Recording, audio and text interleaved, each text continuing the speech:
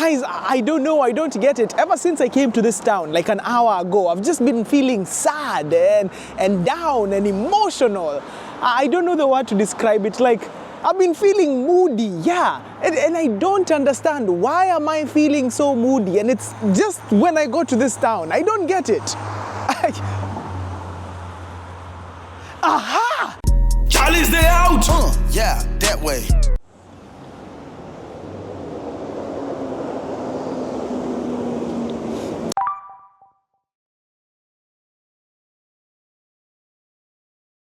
So this is one of those life update videos.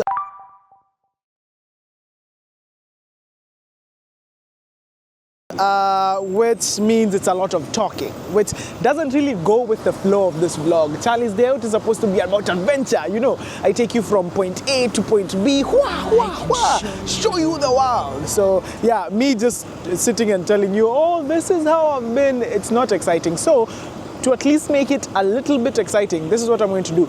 I'm just going to commute, take the bus and the train all the way to Vancouver to a random coffee shop to buy a cup of coffee as we talk, as I tell you how things are going. So yeah, the reason I keep turning is because I'm waiting for the bus.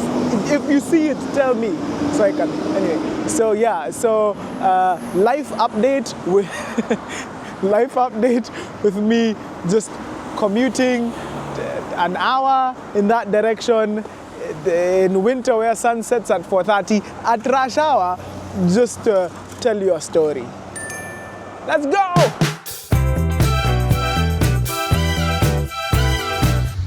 That is a tiny bus. Hello. Thank you.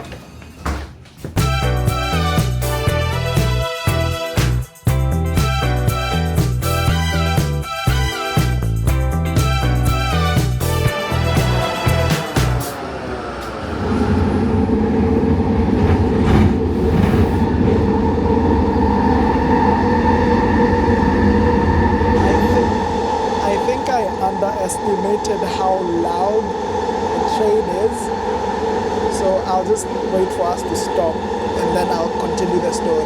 Can you hear me?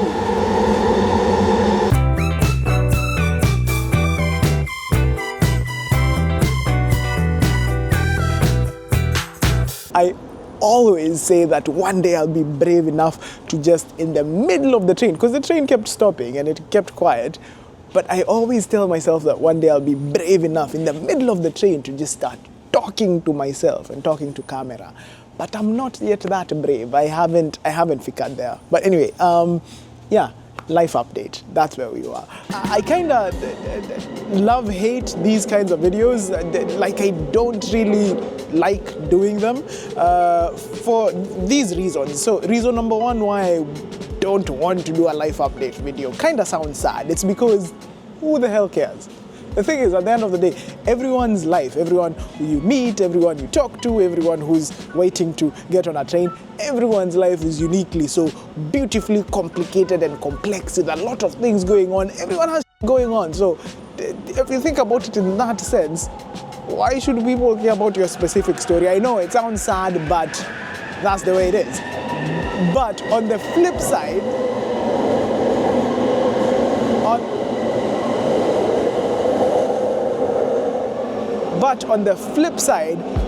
I was thinking people actually do care, because the stories mean things to people, because we're human beings. Stories mean a lot to human beings. Like, we like hearing stories. We like living vicariously through other people, hearing other people's experience of this life. And sometimes you don't like copy everything someone else has done, but stories inspire you. Stories get you thinking different, and stories get you doing things different. So yeah, so I was thinking, yeah, people want to hear stories, so that's a reason to do it. And then reason number 3 to do it, or rather reason number 2 to do it, is that I actually kind of owe you the story. Think about it. I am an entertainer, and I ask you to invest your very precious time to click and to watch me do things and talk in the camera and all of that. And then when I fall off the face of the internet for like 10 months without posting, they are frequent. And then when I fall off the face of the internet like for 10 months without saying anything, and there was actually one of the funniest comments I've ever read. It was on the video that I posted of the polar bear swim.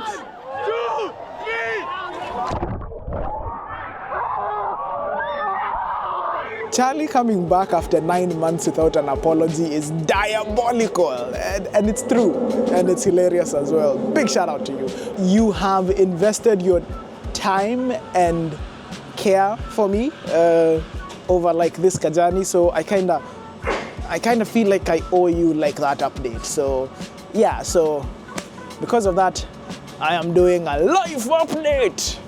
But yeah, actually we haven't figured yet. We're just halfway to our destination. So let's take the train one more time, and then the bus, and then we can finish our story. Life update!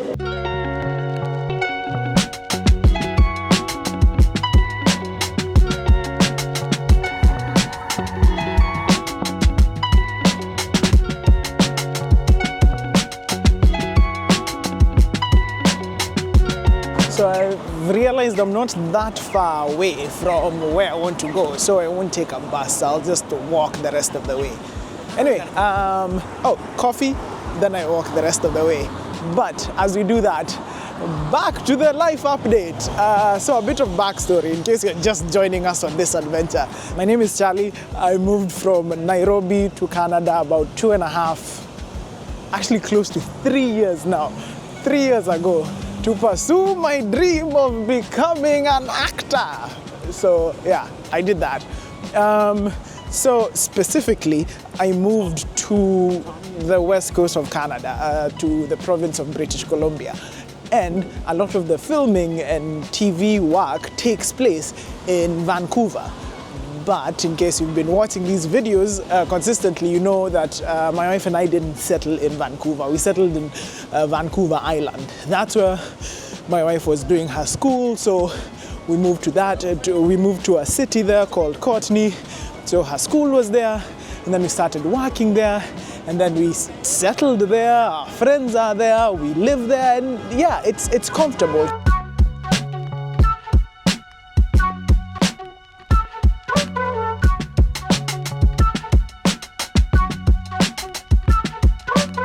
How it works right now, because still pursuing the dream of being an actor, I have an agent in Vancouver who sends me auditions. I record the auditions and then send them to her, and if the stars align and I get the job, boom, I hop on the ferry and come to Vancouver, stay at an Airbnb, do the job, and then back to Courtney. The problem, the only problem is it's gotten to a point where, because you'll do a lot of auditions before you get roles. I'm talking like, maybe if you're lucky, I think I'm at 5% of auditions are the ones I actually book for.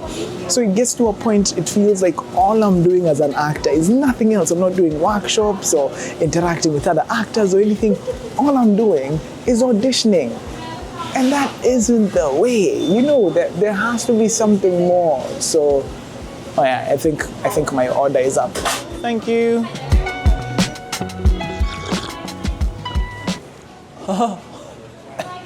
Hot but delicious. Hot but delicious. Anyway, back to the streets, like you after a breakup. Anyway, back to the story and back to our journey. So that whole all I do as an actor is audition thing, it was affecting me, like, because it's all remote as well. I have a problem with living here in pursuit of that dream, but doing everything as if I was back home. Like, what was the point of the sacrifice of leaving like friends and family back home and not being close to them? What was the point of the sacrifice if I am not going to dive in and jump in? Yeah? Yeah. It's wild. So it's a bit crazy. You know what? Let's not walk and talk before nigongo na gari. Let's actually go and sit down and talk.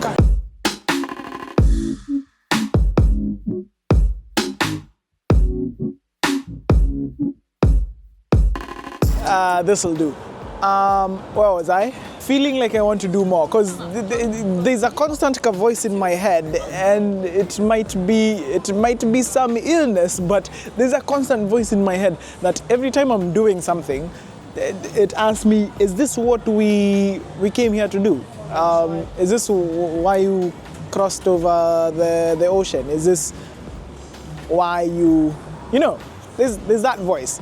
Scary, but the voice is there. So the whole just auditioning and sending videos over Zoom and the internet, to me, it doesn't justify it. So I feel like I need to be close to the action, like actually be in it, actually be an actor in Vancouver. But now the problem is, you need living like close to the city, it's kind of expensive, and also B, you still need a day job. You still need your job to survive, to pay bills and everything.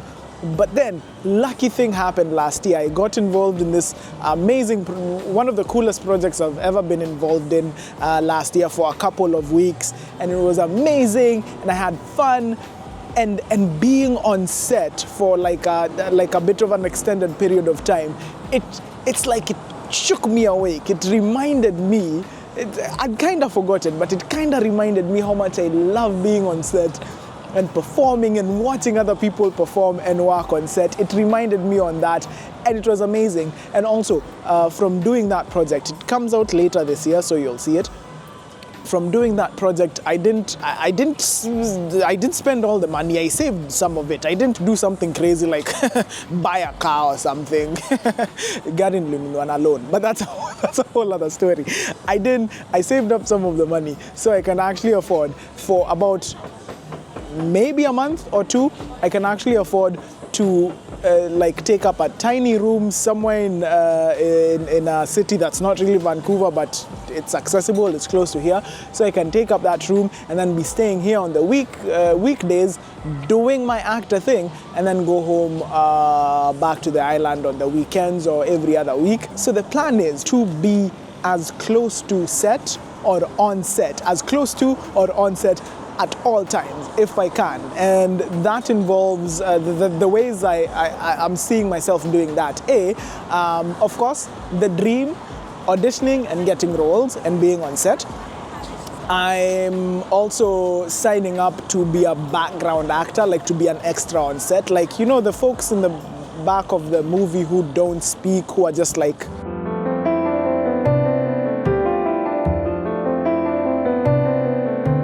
those guys. Being a background actor is something else that I can do. I'll still be on set. It won't be like my ideal dream, but I'll still be on set.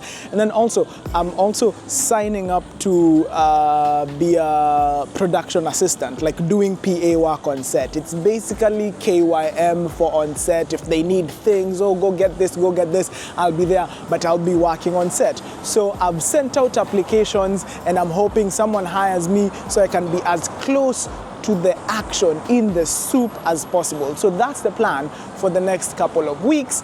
So yeah, wish me luck as I do that. And also, it'll be such amazing video adventures to bring you if I get those gigs. So wish me luck on that. And yeah, I think that was the update. So yeah, thank you for watching and for caring about the life update. And even actually, if you don't care about the life update, thank you even more to you, because that means you just spent the last, 10 minutes just watching me because, I don't know, you think I'm cute or something. Should I call you Mister? Thanks for watching. I'll see you on the next one.